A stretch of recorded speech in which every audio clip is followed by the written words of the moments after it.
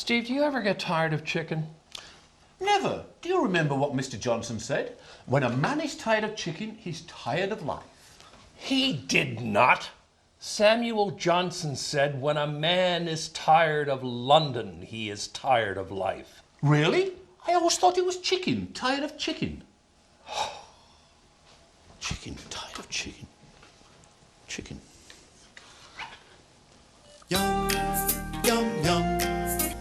Yum, yum, yum. Yum, yum. Yum, yum. Yum, yum.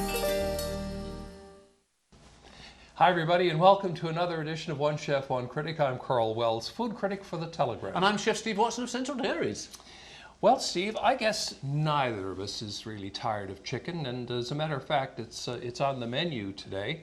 But how about giving us some tips on how to prepare a really nice roast chicken for Sunday dinner? No problem, Carl. What I like to do is when I get my chicken, what I do 24 hours ahead of time, I will sprinkle it with salt, like so, and then I will just pop it into the fridge. And what this will do, for 24 hours actually, what this will do, will dry it out. Then when I bring it out, about an hour before I'm going to roast it, I'll rub it with some aromatics and some herbs, but it will give it a really nice crispy finish on your chicken. Mm-hmm. Yeah. Just to clarify, it doesn't dry the chicken out. No, the skin. Correct, yes. Yeah. Dry chicken is not good. No. Okay, coming up on the program today, our special guest is John Drover. John is one of the organizers of the Newfoundland and Labrador Folk Festival. He's also president of the Folk Arts Society. So lots to talk about with him. And what are we going to be cooking specifically? Actually, we're going to be making another chicken dish, and it's going to be a Hungarian style paprika chicken. Oh, paprika and chicken. That's a great combo, isn't it? It is indeed, yep. And our special guest chef today is Kevin Chitray. He's from Yellow Belly Restaurant by way of the island of Mauritius, and he's going to be cooking some of the native street food he grew up with in Mauritius.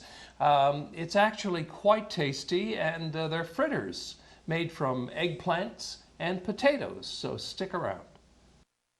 For a complete listing of One Chef One Critic recipes, wine lists, and more, check out our website.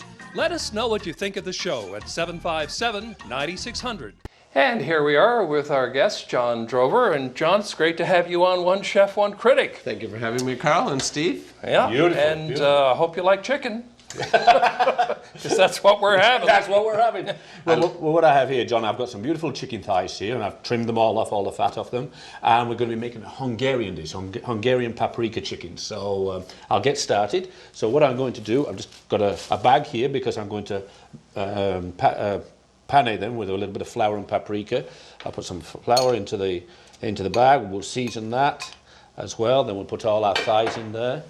And some paprika. I'm not going to be shy of that. Is that smoked paprika? Or No, it's just a regular paprika, Karl. could you use smoked You paprika? could, and then you could put a little bit of heat in there as well with some chili powder as well if you wished. But I'm just going to spice that up with a little bit of pepper there. So Smoked paprika was very popular a while back. It was very trendy, smoked paprika. And I believe there are many different kinds of paprika from different areas of the world. Oh, yeah, for sure, yeah. So what I'll do, I'll just do that, and then we'll just put a little bit of oil into our pan. And Karl, what I'm going to get you to make is, I've got some gnocchi there. With some potato gnocchi with a little bit of semolina into it. Okay. And I'm going to get you to saute that in about a couple of minutes, because they won't take long. They're already cooked and blanched. Okay, and I think my pan is up nice to and frying hot there. speed here, so I'll There pop we go. that in. As you can see there. And then we're just going to, and what I will do whilst we're talking there, and you're going to be cooking this, I'm going to be chopping some onions, and I'm going to be chopping some green peppers as well to go into there. Then we'll be putting some tomato paste, a little bit of flour, and some chicken stock. Then we'll cook it all through. So, Is that enough gnocchi? I think so for the three of us. Okay. Yes, indeed. And I've got a pair of tongs for you there. And once they start to brown, we can turn them over. Like so, and I'm putting them down skin first so it gets nice and crisp, like so. So, John, tell us a little bit about the Folk Arts Society. What's the broad mandate? Well, the broad mandate of the Folk Arts Society is to preserve and promote the traditions of Newfoundland and Labrador. Over the years, we've been involved in many different things, but I think our focus these days is largely music, because things like storytelling are being taken care of by the Storytelling Festival. The Craft Council takes care of folk craft, and so ours has largely been song and music, dance. Of course, at the festival we have a good food presence, and we've been operating now since 1966.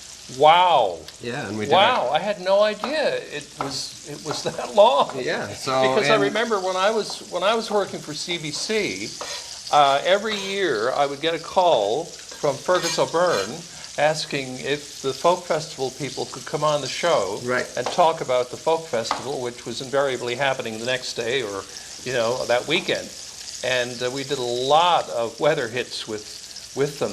But I was under the impression that the festival had only started like in the 1990s or something. No, the first festival was 1977. Amazing. Yeah.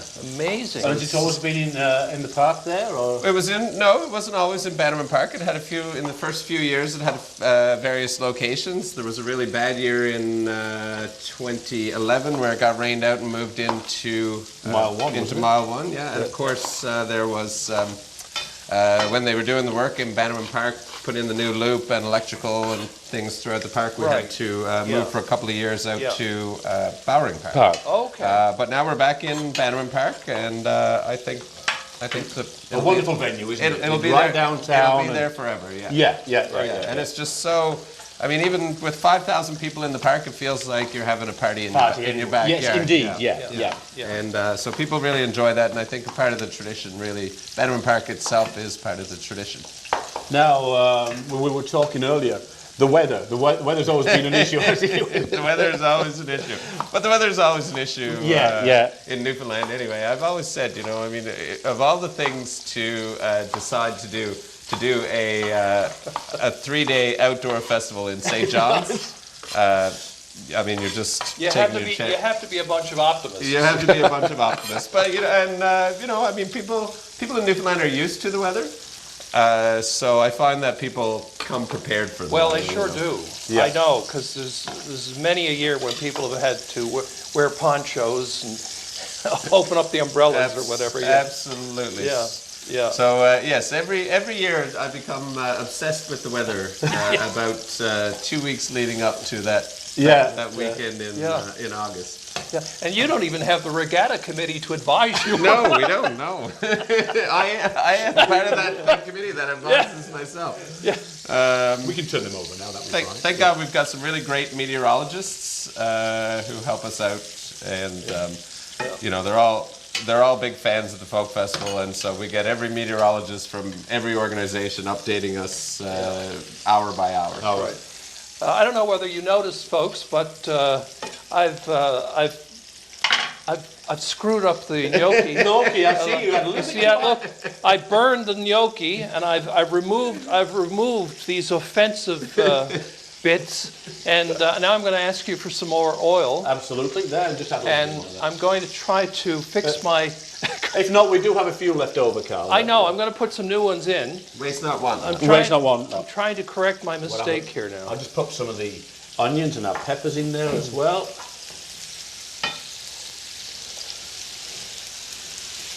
Once these have sweated off a little bit, what we will do then is add a little bit of tomato paste, some chicken stock, a little bit more paprika, and then we will pop this into the oven for about 45 to 50 minutes, so to speak. So, John, do you have many members at the Folk Arts Society? We have, I think, about 100 members. That's a lot.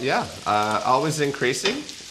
Anybody can join. You don't have to be a musician or be any folk artist of any sort. No, you can just join and be a supporter. Basically have to.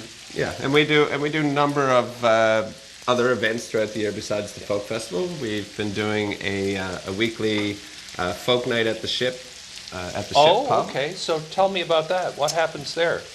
Well, we we book acts, sometimes local acts, sometimes people come in from away and they're in town and they want to come play because it's quite popular. It's been on the go now for several decades. Right, yeah. And we, probably my favorite part of it, there's always an open mic session in between, and you never know who's going to be. You never know who's going to be there. Round, Absolutely, absolutely.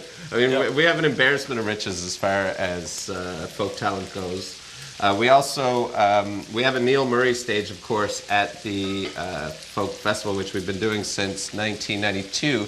So that was the first youth-dedicated stage at a festival in Canada. Other festivals now have picked it up, and so from there, Fergus O'Byrne, who's one of our longtime members, has started a program called Young Folk at the Hall, and every year we do 2 in St. John's this year.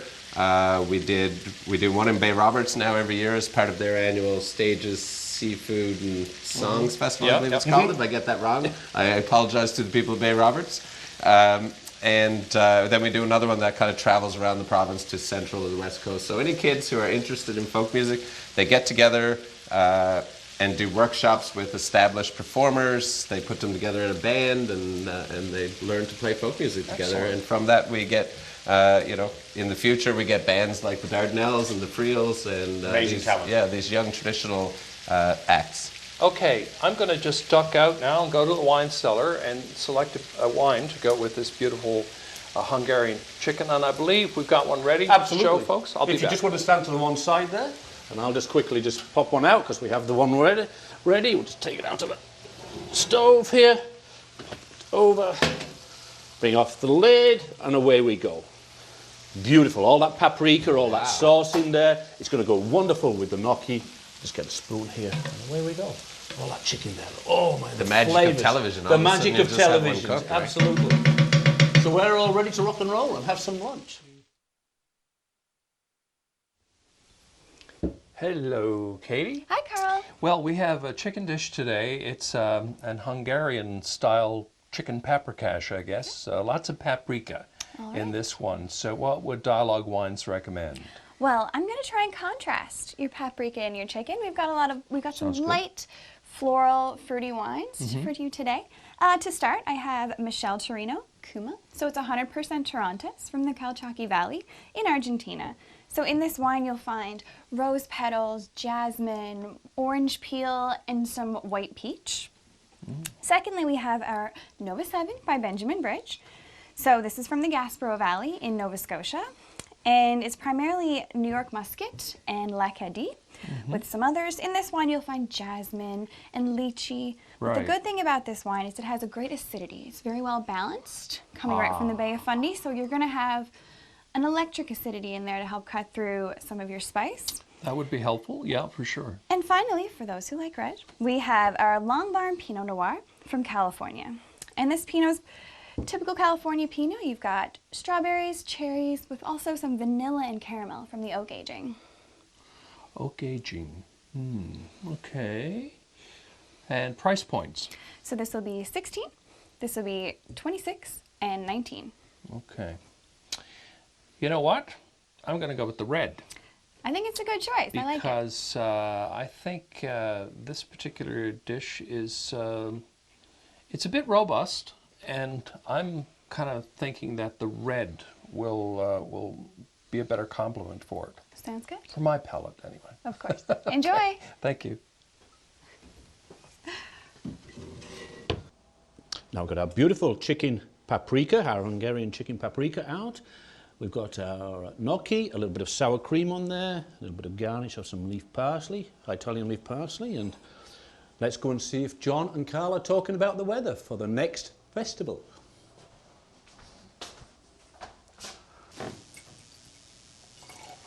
Okay. I think that should go with that chicken nicely. So, it looks great. And you've added, what is that, sour cream? Sour cream to the top of it, yeah. Okay, let's taste and see how we did. I'm very excited. I'm going to taste my gnocchi. I'm going to have a gnocchi. Yeah, because you did such a good job on them, Karl. Nice. Very crispy and Yeah. Goes with the dish. Beautiful. very nice. So, just before we talk into this, I want to ask you a couple of things. Who are some of the memorable performers? You said over 40 years for the festival. Who are some of the memorable performers that you had? Well, in the early days, there were a lot of old tradition bearers around, John White and Minnie White and people like these. And I mean, they played every festival.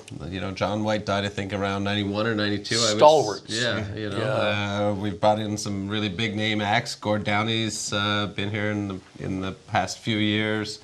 I mean, the list goes on and on. I tried to get the old programs and compile performers, and in the first 20 years we had over 3,000 performers on the main stage. Wow. Yeah. Whew. That's incredible. It is incredible. Amazing. Yeah. Yeah. So is there anybody you've wanted to have perform but haven't quite been able to get yet?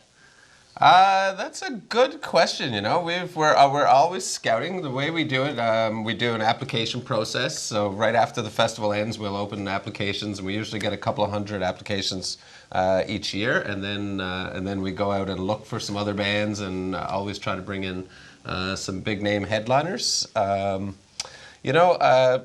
always scouting, and we've been trying to get Emmylou Harris for a couple of years, and she's never performed in Newfoundland, and so. Wow, I'm surprised to hear that. Keep our fingers crossed that sometime in the next few years we might be able to get her. Yeah, yeah.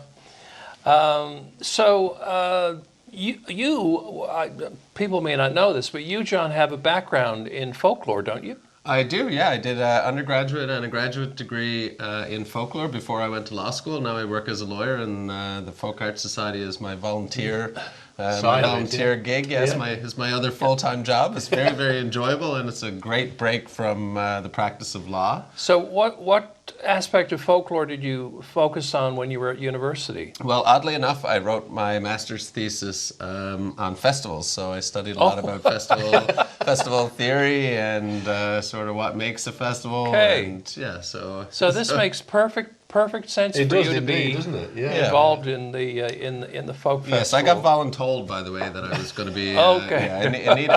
Anita Best basically voluntold me that I was going to get involved with the It's Folk hard to Arts say no Society. to Anita. Hard to say no to Anita. Yeah. Yeah. Well, listen, it's been great having you on the show, and it's been great hearing about the festival. I still can't get over that it's been around so long, but we hope that it's around for another 40 years and a lot more than that. Absolutely. So here's Cheers. to the festival. Cheers. Thank you very much, John. Thank you both for Coming having up me. next, we have Chef Kevin Chitray from Mauritius, and Kevin is going to be making some street food from Mauritius, fritters, eggplant and potato fritters. Stay tuned.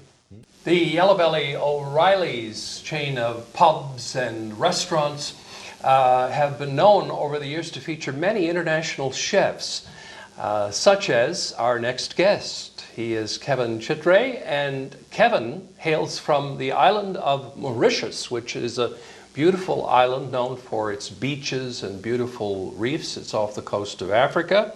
And are you going to be making something from Mauritius for us? Yes, I will. I'm making a street food called, you have aubergine fritters and potato fritters. Okay, so you say aubergine, we say eggplant. Yeah, eggplant. Just want to make that clear. Yeah, eggplant. Okay, so it's eggplant fritters. Yes. Okay, excellent. So what are the ingredients for our fritters?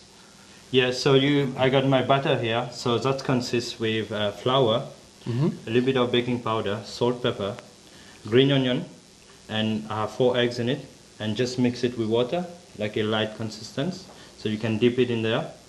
And for the chutney, I got red onion, tomato, salt, pepper, chili, and cilantro in it. I just blend it rough like this. Or so you just blend it, do you? Yeah, Okay, Yeah, very cool. I just blend it coarse like this. Yeah. And then the way that it works, you just take one of this, you take a spoon, you spread it on top, and one bite, You're done. you get the flavor and everything. Right. So let's cook some Let's then. make some. Yeah. Yes. So that's very thinly sliced, that Yes, eggplant. I do. So Yeah. basically, you just put in a flour, Okay. like this. So I do one of that. Now, eggplant can be quite wet. Yes. So did you do anything with that to dry it out, or? No, I just do Okay. it like this. Okay. If you slice it beforehand, like 1 hour before, it might be like losing lots of water. Okay. But if you, like before you're going to cook it, just slice it, it will not release any water. Okay. So do you want to bring that over here, and then I can hold that for you with the batter right here? Yeah. And we've got a nice pot of oil here, isn't it? Yeah. So about 350. So normally people do this with their bare hand, and it's very common. So you just dip it there. Bare hands are fine as long as they're clean. Yeah, Yes. absolutely. So the same for the potato. Thinly slice, dip in the butter. Okay. So you say this would be a street food, there would be vendors down the street? Oh, a lot of them. Yeah, a lot yeah. of them. Mm. Yeah. So What is the population of Mauritius? Is it a it's heavily populated island? it's 1.5 million, Okay, yeah. but it's my island is bigger than Newfoundland. Yeah. Oh, really? The population-wise, like, Yeah. because we don't have much forest anymore because people are building lots of call centers and stuff like that. Oh, okay. Yeah. And how long have you been here at Yellow Bellies? 2 years. 2 now. years. Yeah. So Is this something that you've incorporated into the menu there as yes, well? we do actually, because we have so many culture in Yellow Belly, Yeah. different countries. So I try to do curries and appetizer like this one. Yeah, yeah. It's every time there's somebody who's doing their dish, like from back home, Yeah. and people love it as well because it's different things, you know. So And it looks a little bit yellow there. Is there any curry powder there, or have you just put a little bit of colouring into it? yeah, a little bit of coloring. Yeah. I was That going to should be say enough. it looks like it might have turmeric in it. Yes. Yeah. Okay, just Oh. take it here, Okay. just pop it in the side, and I'll just remove it to the back. Yep. So just turn it over. Back home, people have triple the size of the casserole there you have, the pot. Oh yeah. Oh, So like a they- big wok or a big Oh fryer. yeah, and then they're doing like 100 of them at Oh the same yeah. time. Like a giant cauldron. Yes. Yes. Just to the side there. And it's only just going to take a couple of minutes maximum, isn't Yes, couple of minutes. That's why we slice it very thin. it? Yeah. And then we don't want it to be overcooked. We want to keep the yellow Al dente as well. Yes. Yeah. the yellow color as well. So Okay, that's the first one out there.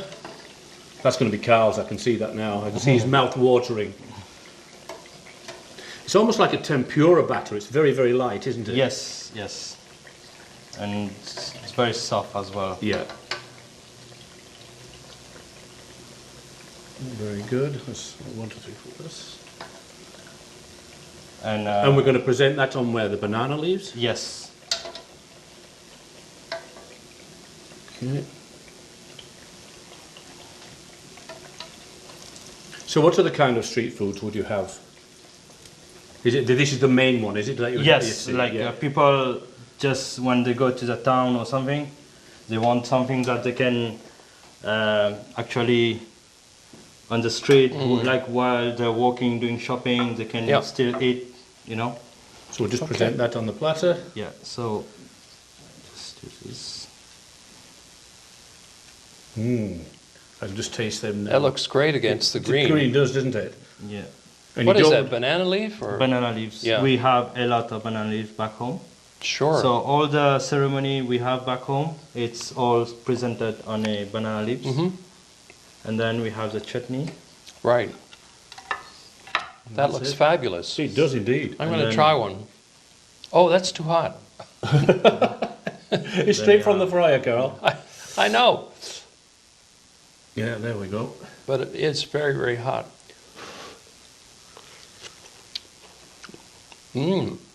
Very, That's oniony. Yeah. Yeah. because you've got the green onion, like you say. It's excellent. Yeah, green beautiful. onion. Beautiful texture, too. Well, Kevin, it's been lovely having you on the show. Thank you Appreciate very it. much. And all the best to you. And thanks for watching, folks. That's it for this edition of One Chef. One Critic. Maybe I should try. Like you say, it is going to be a little warm, but I'll take the potato. I was trying to figure out which one you took out first so that I would take that one.